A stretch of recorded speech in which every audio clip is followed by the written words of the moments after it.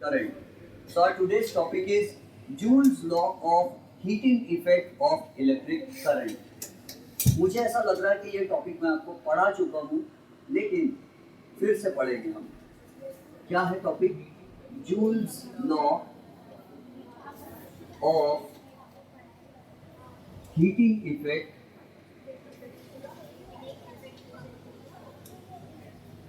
Joule's law of heating effect of electric current. Actually ये topic में बहुत सारी अलग अलग दूसरी बैचेस में भी पढ़ा चुका हूँ, तो हो सकता है मैं भूल जाऊंगा. नहीं पढ़ा है ना? तो पढ़ा दिया. अच्छा ठीक है, देखो पढ़ाया बोलते. Joules law of heating effect of electric current. कोई बात नहीं, एक टॉपिक को 2 बार 10 बार 5 बार भी पढ़ लिए तो अच्छी ही बात है. So do you know what potential difference is? Voltage. और वोल्टेज यानी क्या होता है? द एनर्जी, हाँ, the work done to move a charge particle from one place to another place. Potential difference is defined as the work done to move a unit positive charge from one point to another point. ठीक है, हाँ, जिक्र आपकी language में. Voltage is defined as the energy required to cross the resistance by the charge. So, potential difference is the work done to move a unit positive charge. What is W? Work done. What is Q? Charge. What is V? Potential difference. ये mathematical definition है potential difference की. Potential difference between two points is defined as the work done to move a charged particle from one point to another point. ये definition लिखा है ना? तो क्या मैं ऐसा लिख सकता हूँ W is equal to V into Q? ठीक है. क्या आप में से किसी को इलेक्ट्रिक करंट का डेफिनेशन याद है? क्या है बोलो? हाँ, very good. The rate of flow of charge.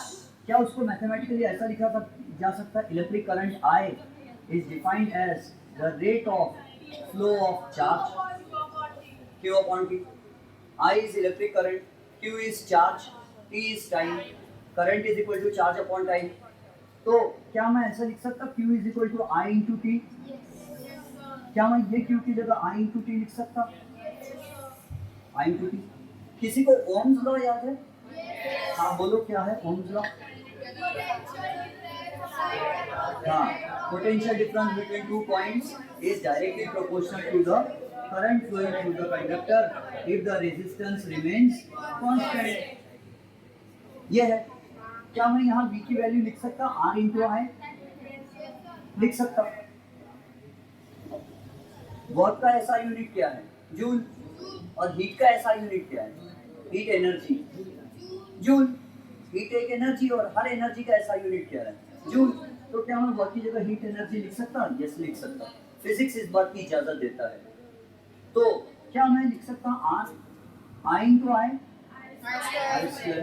और ये T, इसको अच्छे से रीअरेंज किया तो कैसा दिखता है? H is equal to I square RT.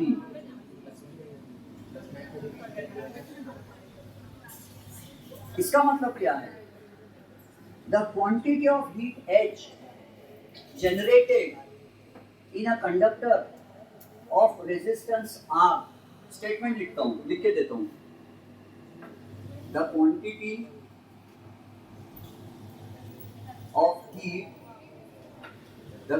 of heat H generated. देखो, मैंने आपको बार बार बोलता हूँ कि वीडियो रिकॉर्ड हो रहा है, इसका मतलब ये नहीं है कि आप क्वेश्चन नहीं पूछ सकते. बिल्कुल बिंदास में हाथ ऊपर करना है और क्वेश्चंस पूछना है. कोई भी डाउट मन में आता है तो पूछना है.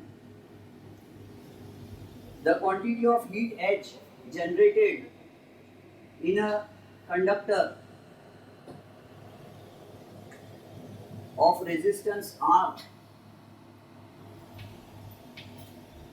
when a current I, सब चीजें मैं जानबूझ के लिख रहा हूँ जो आ रही है. When a current I flows through the conductor, flows through it for time t is directly proportional to. Directly proportional समझता क्या आपको? जब एक चीज बढ़ती है तो दूसरी भी बढ़ती है। Directly proportional to. Number one, heat काय को डायरेक्टली प्रोपोर्शनल है? Heat is directly proportional to square of the current.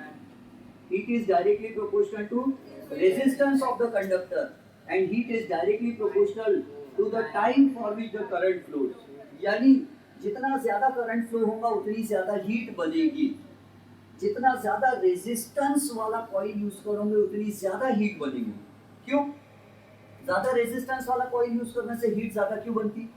क्योंकि रुकावट ज्यादा होती है। वेरी गुड, क्योंकि रुकावट ज्यादा होती है। तो रुकावट से क्या ज्यादा हो जाता? फिर रेजिस्टेंस ज्यादा होने से क्या हो जाता? हीट ज्यादा होती है। हीट ज्यादा क्यों हो जाती? वोल्टेज बढ़ जाता नहीं। हाँ, वेरी गुड, काइनेटिक एनर्जी कम हो जाती है। इलेक्ट्रॉन पहले क्या करता? सादे वाले मोटे वायर में भाग रहा है तो इलेक्ट्रॉन बहुत फास्ट भागता है, और जैसे ही इलेक्ट्रिक प्रेस में या बल्ब के फिलामेंट में घुसता है तो वो बारीक वायर देता है ना। इलेक्ट्रिक प्रेस के अंदर भी बारीक वायर यूज होता है, इलेक्ट्रिक आयरन में भी बारीक वायर यूज होता है, और फिलामेंट बल्ब के फिलामेंट में भी बारीक तार यूज होता है। तो पहले इलेक्ट्रॉन बहुत फास्ट भागता है, उसके पास ढेर सारी काइनेटिक एनर्जी होती है। लेकिन थोड़ी देर के बाद इलेक्ट्रॉन क्या होता है? जैसे बारीक तार में घुसता है तो रेजिस्टेंस बढ़ जाता है, तो उसकी काइनेटिक एनर्जी क्या हो जाती है? कम हो जाती है। और law of conservation of energy क्या कहता है? जब एक टाइप की एनर्जी कम हो जाती तो दूसरे टाइप की एनर्जी बढ़ जाती है। तो जब काइनेटिक एनर्जी कम हो जाती तो हीट एनर्जी बन जाती है। क्या ऐसा हो सकता है कि काइनेटिक एनर्जी से हीट एनर्जी बन जाए? हाँ, ये मेरा हाथ है, मेरे हाथ में अभी क्या है? Kinetic energy. What is kinetic energy?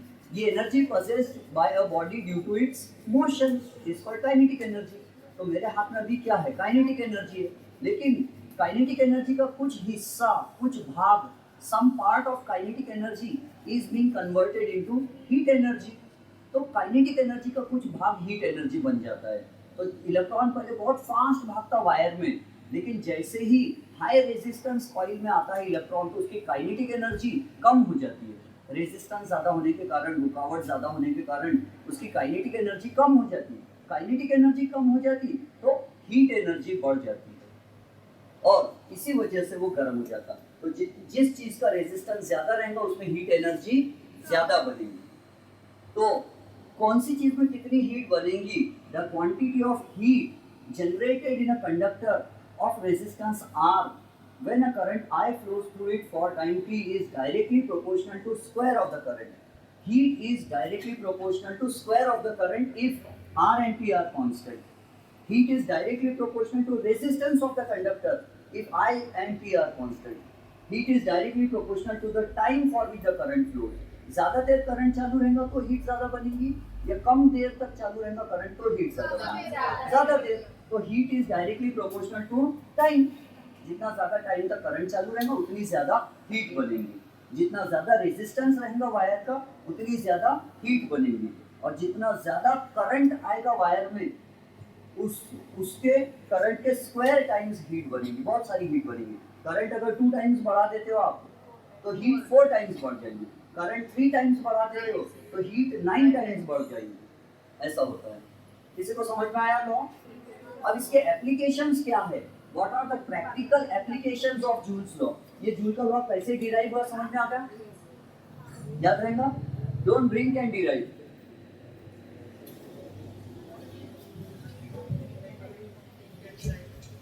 हाँ, अब देखो उसके बाद What are the practical applications? और मैंने आपको ये भी बताया था कि what is Joule's law? Statement क्या है उसका? Mathematical statement H is equal to I square RT joules। क्या यूनिट लिखेंगे हम यहाँ पर? जूल्स लिखेंगे। What will be the SI unit of heat energy? joules। लेकिन कभी कभी बोर्ड्स वाले पूछते हैं क्या आंसर कैलोरी में लाओ, तो हम लिखेंगे I square RT upon 4.186 calories. Divide करेंगे 4.186 से अगर आंसर कैलोरीज में लाना है। पुराने जमाने में हीट को कैलोरी में गिना जाता था, आज भी कैलोरी में गिनते हैं, जब आप मीठा खाते हो, gulab jamun, chocolate, dairy milk खाते हो और सांस लेते हो तो कौन सी गैस जाती है पेट लंग्स में? एयर के साथ ऑक्सीजन जाती है और ऑक्सीजन का मेन फंक्शन क्या रहता है? जलाना, ऑक्सीडाइज करना।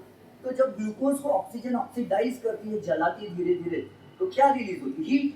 और वो हीट काय में गिनते हैं? कैलोरीज। इसीलिए चॉकलेट्स पर, बिस्किट्स पर लिखा रहता है कितनी कैलोरीज मिलेगी। ज़्यादा कैलोरीज खाएंगे तो मोटे हो जाएंगे बोलते हैं, कम कैलोरीज खाएंगे तो पतले हो जाएंगे।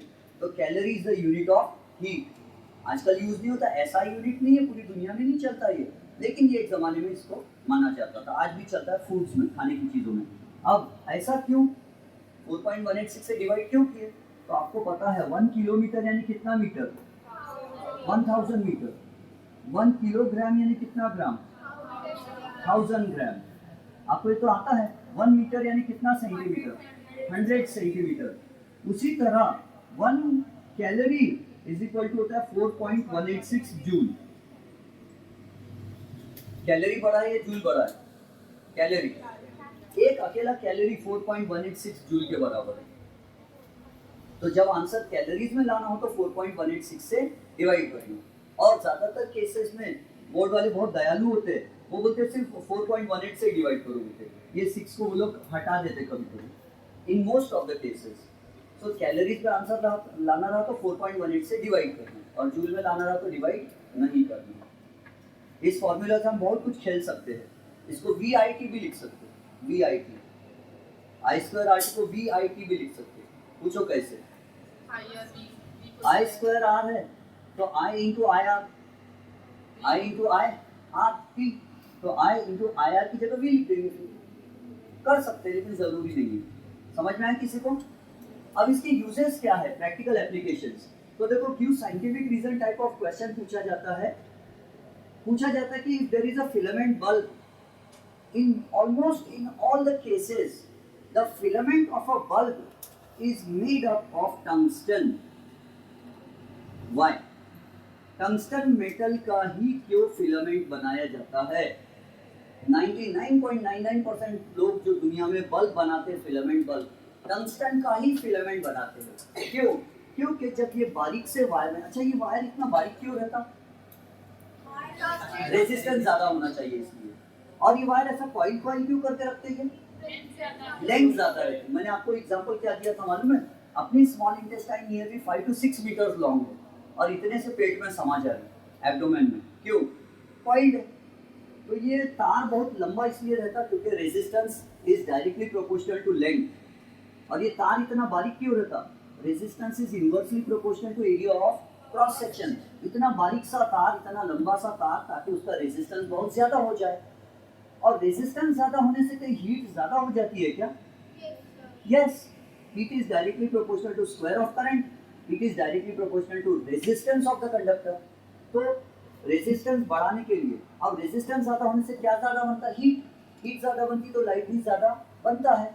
लेकिन कहीं ऐसा ना हो कि हीट ज्यादा बन जाए तो वायर पिघल के टूट जाए, मेल्ट होके टूट जाए, फ्यूज हो जाए। फ्यूज होने का इंग्लिश में मतलब होता है मेल्ट होना। तो इसीलिए टंगस्टन का बनाते, because tungsten has a melting point of 3380 degree Celsius. Tungsten has a very high melting point of 3380 degrees Celsius. Even when a large amount of current flows through it and a large amount of heat is produced, even then this tungsten will not melt under normal conditions because it has a very high melting point. And even more, to protect it, they fill the bulb with nitrogen gas or argon gas, so that oxygen should not enter into the bulb, because oxygen जलाने में मदद करती है, तो कहीं वो तार को ना जला दे ऑक्सीजन, इसलिए बल्ब में नाइट्रोजन गैस या आर्गन गैस भर के रखते हैं। बात समझ में आ गई? और इसके ऑपोजिट, आपको आप में से जो लोग बॉयज को ज्यादा मालूम होगा, ये गर्ल्स लोग को ज्यादा मालूम नहीं होता है। गर्ल्स लोग इधर उधर पढ़ाई ज्यादा करते रहते। बॉयज आपने देखे होंगे कि घर के बाहर जहाँ मीटर रहता है, इलेक्ट्रिक मीटर, वहाँ पे ऐसा चाइना क्ले का, चीनी मिट्टी का, व्हाइट कलर का ऐसा कुछ तो भी बना रहता है रेक्टेंगुलर, उसको पकड़ के ऐसा खींच के निकालते हैं।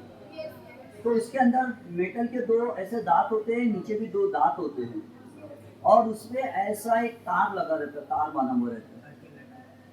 ये तार को बोलते फ्यूज वायर। इसका नाम क्या है ये वायर का? Fuse wire. और ये काय से बना होता है? लीड प्लस टिन, जहाँ तक मेरा ख्याल है, शायद मैं भूल भी सकता। लीड प्लस टिन का एलॉय होता है ये। और लीड प्लस टिन का एलॉय क्यों बनाते हैं? क्योंकि इसका मेल्टिंग पॉइंट कम होना चाहिए। शायद हो सकता है लीड प्लस टिन ना हो, मेरे ध्यान से निकल गया हो। तो ये एलॉय होता है, इसका मेल्टिंग पॉइंट बहुत कम होता है। अब ऐसा क्यों? तो ये वायर आता है हमारे घर में, कहाँ आता है? तो ये वायर हमारे घर में टीवी में आता है, ये हमारे घर में आता है। और ये वायर कहाँ से आ रहा है? ये आ रहा है पावर स्टेशन से। और अपने नागपुर के नजदीक में पावर स्टेशन कौन सा है? कोराडी में, थर्मल पावर स्टेशन। कभी कभी बाय मिस्टेक कोराडी से ज्यादा करंट आ जाता है, बहुत ज्यादा करंट आ जाता है कोराडी से। तो अगर बहुत ज्यादा करंट आ गया कोराडी से, तो क्या होगा? टीवी में जाएंगे तो टीवी के अंदर की वायरिंग जल जाएगी। और आजकल टीवी लोग 8K 4K बहुत महंगी महंगी टीवी खरीद रहे लोग, है ना? 3D TV, 4K TV, 8K TV. तो लाख लाख, 2-2 लाख, 1.5 लाख रुपए की टीवी और वायरिंग जल गई तो सब नुकसान हो जाएगा। तो इसीलिए ये फ्यूज वायर लगाते। उससे क्या होगा? कोराडी से अगर ज्यादा करंट आ गया तो करंट ज्यादा रहेगा तो हीट कैसी बनेगी? बहुत ज्यादा। और हीट ज्यादा बनेगी तो वायर मेल्ट होकर जल के पिघल जाएगा, और वायर खुद मेल्ट होकर टूट जाएगा, तो करंट टीवी में जाएगा ही नहीं, और टीवी जलने से बच जाएंगी। और ये वायर हम बाद में दूसरा लगा लेंगे 2 रुपए का, है ना? समझ गए? तो इससे पहला एप्लीकेशन क्या है? जूल्स लॉ का, फिलामेंट बल्ब। दूसरा क्या है? Fuse wire. और तीसरा क्या है? तो पहले ऑपरेशन करते थे ना डॉक्टर्स लोग, तो ये चाकू, छुरी, भाला और सब लेके आते थे काट पीट करने। आजकल एक प्लेटिनम का बारीक सा वायर लेके आते डॉक्टर, उसमें करंट पास करते। करंट पास करने से प्लेटिनम का वायर गर्म हो जाता है, और अपने पेट पे से ऐसा घुमा देते तो अपने आप स्किन कट जाती है, अंदर का सब कट जाता और ऑपरेशन कर लेते अच्छे से, है ना? और सोल्डर, मालूम है सोल्डर?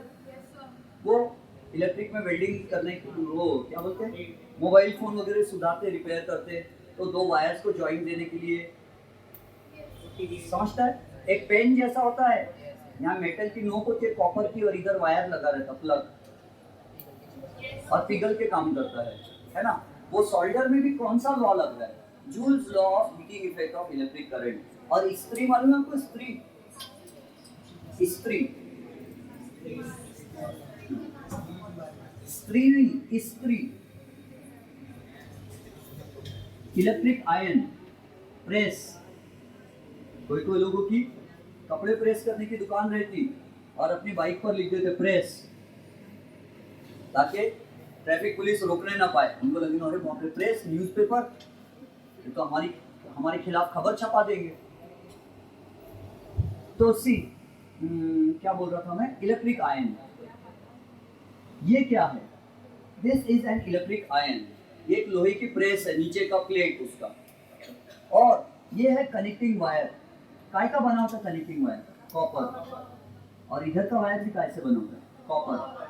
कॉपर का रेजिस्टेंस कम होता है, लेकिन जैसे ये कॉपर वायर यहाँ आता तो इसको नाइक्रोम वायर से जोड़ देते। नाम सुने कभी नाइक्रोम? मैंने बोला था कभी नाइक्रोम? अच्छा फिर ठीक है। तो नाइक्रोम वायर से जोड़ देते। Nichrome is an alloy of निकल, chromium, iron and carbon. 3 metals और एक non metal. Nickel metal, chromium metal, iron metal और कार्बन नॉन मेटल, चारों को मेल्ट करके पिघला के जूस बनाते, चारों का शरबत, और उसको सुखा के सेवई जैसा वायर बनाते, बारीक सतह, और वो बन जाता है नाइक्रोम वायर, नाइक्रोम कॉइल। और वो कॉइल को लपेट लपेट कर इलेक्ट्रिक आयन में रखते। पूछो क्यों लपेट लपेट कर रखते? ताकि लंबा वायर कम जगह में समाना चाहिए। और लंबा वायर रखते ही क्यों? क्योंकि लेंथ बढ़ेगी तो रेजिस्टेंस भी बढ़ेगा। और बारीक वायर क्यों यूज करते वो लोग? इतना बारीक, रेजिस्टेंस ज्यादा होना चाहिए। उनको मालूम है रेजिस्टेंस ज्यादा, रेजिस्टेंस बढ़ाने के लिए कितने क्या क्या करते वो लोग, है ना? एक तो नाइक्रोम यूज करते, मटेरियल, रेजिस्टेंस ज्यादा। बारीक वायर यूज करते, area of cross section come, resistance ज्यादा। लेंथ ज्यादा तो रेजिस्टेंस ज्यादा। तो इसके वजह से रेजिस्टेंस ज्यादा, और रेजिस्टेंस ज्यादा तो heat is directly proportional to resistance of the conductor. तो इलेक्ट्रॉन जब यहाँ से आता तो उसमें काइनेटिक एनर्जी बहुत रहती है, और जैसे ये कॉइल में घुसता तो काइनेटिक एनर्जी कम हो जाती, तो हीट एनर्जी बन जाती। हीट एनर्जी बनती तो लोहे की कॉइल गर्म आ जाता। कॉइल के गर्म आने से नीचे की लोहे की प्लेट गर्म हो जाती, और वो कपड़ों को प्रेस कर देगी। लेकिन ये लोहे की प्लेट पर अगर कॉइल टच होगा तो हमको करंट नहीं लगेगा क्या झटका? लगेगा, हम तो मर जाएंगे, है ना? तो इसलिए हम यूज करते हैं mica. Very good, mica use करते हैं हम। What is mica? तो it is a brittle substance. Mica मैंने उस दिन भी कहा था, दुकान में जाके बोलना uncle excuse me electric shop वाले अंकल माइका दिखाइए, देख लेना। और फिर बोलना नहीं मेरी मम्मी नहीं बोल रहे माइका नहीं चाहिए बोलते, तो देखने को मिल जाएगा आपको माइका। तो वो माइका से कम मजाक कर रहा, झूठ नहीं बोलना, झूठ बोलना पाप है, नदी किनारे सांप है। तो माइका देखने मिल जाएगा आपको। और माइका में क्या करते हैं मालूम है? नीचे रखते हैं माइका का कॉइल, माइका रखते नीचे, फिर ये कॉइल रखते, फिर ऊपर से दूसरा माइका रखते। The coil is sandwiched between two plates of mica, two sheets of mica. उससे क्या होता है? Mica is a good conductor of heat, mica is a good conductor of heat but bad conductor of electricity. It is a good conductor of heat but bad conductor of electricity. ये electricity का bad conductor है, तो हमको current नहीं लगेगा। Coil में current आएगा तो माइका में नहीं आएगा, हमको करंट भी नहीं लगेगा और हमको हीट भी मिल जाएगी। तो ये इलेक्ट्रिक। अब अपनी एनसीईआरटी क्या क्वेश्चन पूछती है मालूम है? बोलती है in an electric iron the connecting wires do not gate heated but the coil in the electric iron gets heated. Why? Because there is less resistance. Very good. Because there is less resistance in the connecting wires, and this wire has high resistance. हो गया answer.